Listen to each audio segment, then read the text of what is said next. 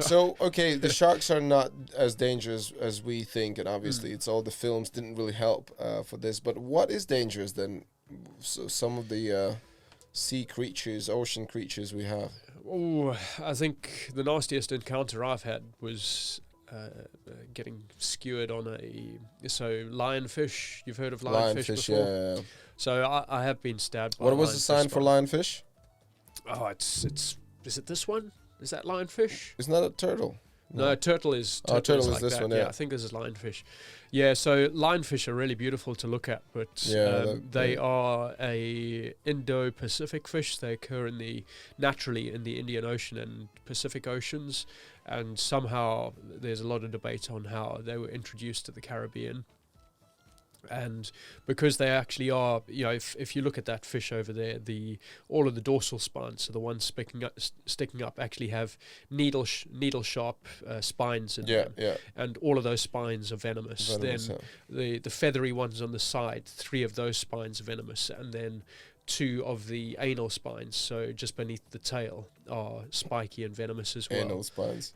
Yeah. Yay! We got anal spines. Whoop, whoop, whoop. It's a good one to have a cheer for.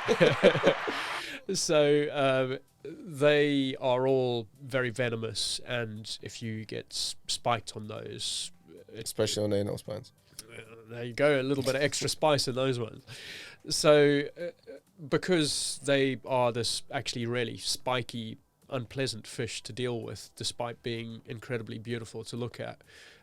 They don't have any natural predators in the Atlantic Ocean and the Caribbean, and their numbers just exploded. And actually, they're relatively small, but incredibly, they've just got a huge appetite, and they eat all the little shrimps and crabs and baby fish. Oh, shit. And everything off the reef. So do you think they've been introduced not from their habitat? Well, like I say, there's a lot of debate on how they first ended up there, whether a hurricane flooded someone's local house and they got out of a tropical tank, or there's Can you imagine if they actually were created in someone's laboratory?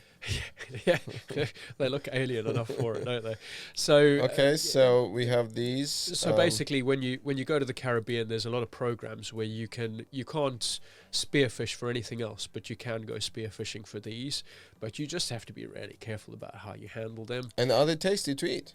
Very tasty. Are they considered to be delicates or not? If you're careful in preparing them, you cut off all those spines. If you then fillet them Except anal spines. You don't want those ones. If you fillet them and get the flesh off the sides, it's very tasty meat. And I've eaten a lot of them. You can prepare them in a number of different ways, and they're really good to eat. Okay, so lionfish. What else? What about stingrays? Sea urchins are fucking annoying, man. I stepped on one of them in Hawaii, and I didn't know what the hell was it. I stepped on it, almost pissed myself, ran out on the beach, and I'm like, it's stepped on something. Oh, it's a sea urchin. And 2 days before that, I got stung by jellyfish. Right, and I'm getting out. I had never encountered jellyfish in my life, and get out and like asking the local guys, like, so what do I do? Oh, you need to pee. You need to pee on yourself. I was like, okay. And then 2 days later, I stepped on a sea urchin, and it's like, what do I do? Oh, you need to pee on yourself. And I was like, I'm not kidding. I was like, do you guys pee on everything? Anything hurts, stings, whatever, you just piss on it. Yeah. Make sure you never do it again. How do you treat black eye to your mate? Oh, just piss on it. Awesome. So yeah, what else is there out? Yeah, the lionfish are nasty. That'll hurt for. It won't kill you, but it hurts. Oh, so it's not going to kill you, but it's painful. It's extremely. And you need painful. to pee on it. Yeah, really hot water denatures the protein. Okay. So proteins are kind of like molecules which work at a certain temperature because the molecule folds in a particular shape, which allows it to work. Mm-hmm. But if you heat it up enough, it starts heating up and unfolding, and that stops it from working. Oh, okay. So a lot of these natural poisons and venoms, if you heat them up outside of their optimal working range, you can make them ineffective, and the pain goes away. And that's what happened to me with this. Hot water really alleviated the symptoms a lot. How the hell did you? Was the lionfish attacked you, or? No, so I was spearing them, and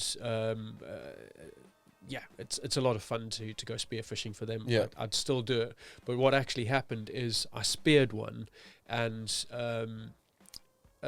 sometimes they And get their away. mates were just around the corner. They fucked you up. Well, I speared it through just below the spines on the top, Yeah. and sometimes you don't get a direct hit and the fish wriggles off and gets away, and then you try and spear it again.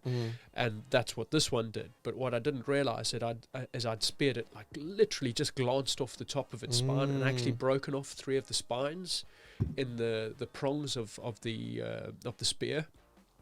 So when I went to reload the spear, I just grabbed 3 of its spines and just went straight into the palm of my hand. Oh shit. And initially it was, you know how sometimes you get like a pinpoint to something and it's just like, oh, and, you know, shook them off and went again and got the fish.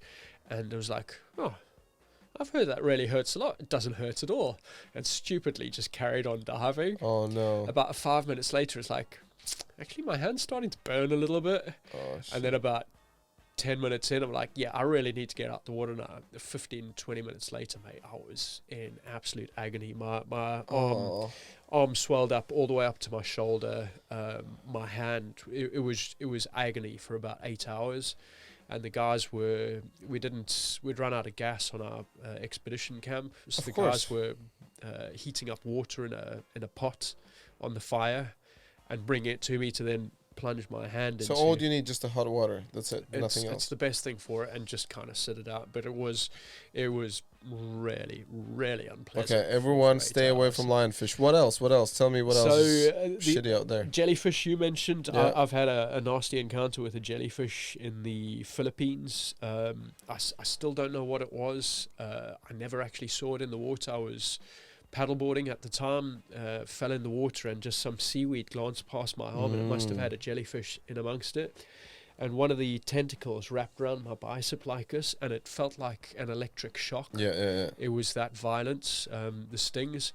And I brushed it off, like looked in the water, like, what was that? And I couldn't see anything. Pulled out the water, and I had like someone had whipped me. There was just this red lash. Microphone. Speaking of microphone. Red lash, like across my bicep. Yeah. And within 8 hours, it had blistered up. So it was like a deep burn around my bicep, and it hurt like an absolute bastard. Do you know the Men of War? Yeah. Jellyfish. Yeah. I have my mate, a really good friend of mine. Well, I won't go that far, but we know each other for years now. He's what do they call them?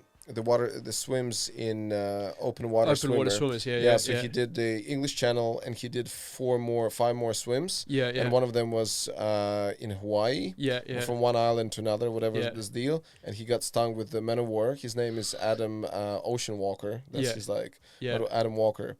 And he basically, there's a photo of him, like the whole side was just stung with this Men of War, and he continued swimming. Mate. And he finished it. He had another like 5 hours to swim or something. Epic. That guy is just redonkulous. Yeah, mate, it was, I mean, I just had one lash. If I wouldn't like, because the thing is, it wasn't so much the pain straight away, because I could deal with that, but it like, the blister popped and it scabbed up, and then for a week it was fine.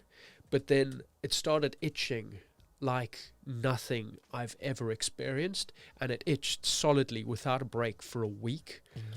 And the more you scratched it, the more itchy it became. I don't know why that happened, but it was just, it was horrible, man. And, you know, if he carried on swimming with that pain, and I'd hate to think what the next couple of weeks after that was like. Oh, there you go. That's his stomach. Oh, boom! Yeah, you see, I just had one of those stripes across my bicep, and he continued swimming. And he was like, he got sick, he was puking, everything. Oh no, mate, he couldn't have been. This guy's nuts. That must have been really unpleasant. He's crazy, dude. I already did an interview with him a while ago, and I tried to get him on the podcast, but he just became father. Okay, yeah. So, he's busy at the moment. He's a little bit, busy. Yeah. He has a book and everything. Very, very interesting guy. Jellyfish, lionfish. Those are the two that have really got a hold of me. I mean, I've had a few other encounters. Like you get microscopic life in the sea that can sometimes sting you.